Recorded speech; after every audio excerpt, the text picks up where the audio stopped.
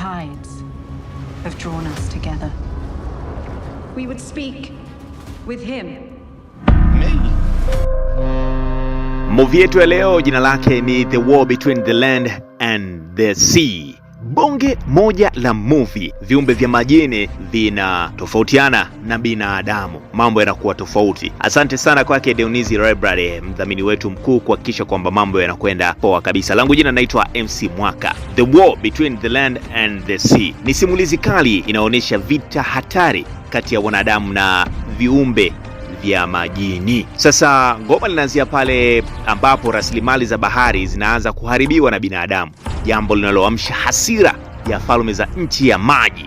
Kutoka baharini, kiumbe mkuu mwenye nguvu za ajabu anaongoza jeshi la viumbe vya majini kuvamia nchi kavu, yani kuivamia dunia. Miji inazamishwa, bandari zinaharibiwa na dunia inaingia kwenye hofu isiyoelezeka.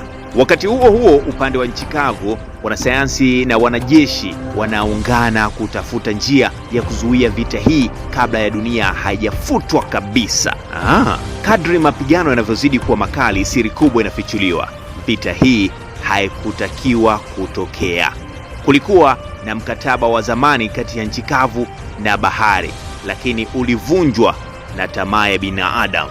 Je, watafanikiwa kurejesha amani au dunia itaangamia kwa vita ambavyo havina mshindi? Filamu hii imejaa mapambano makubwa, hisia nzito na ujumbe mzito kuhusu uhifadhi wa mazingira na madhara ya tamaa ya binadamu. Hii ni The War Between the Land and the Sea. Nami ni MC Mwaka. Bonge moja la movie, usikose kuitafuta, usimiss kuiona. Usisahau kusubscribe, kulike na kucomment Mwaka TV, na kumbuka elimu ni silaha. Lakini pia ukihitaji movie hii safi kabisa, tembelea Dionisi Library ujipatie movie hii kwa undani wake. Bwana we, usimisi, hii ni bonge moja la movie, The War Between the Land and the Sea. Ciao ciao.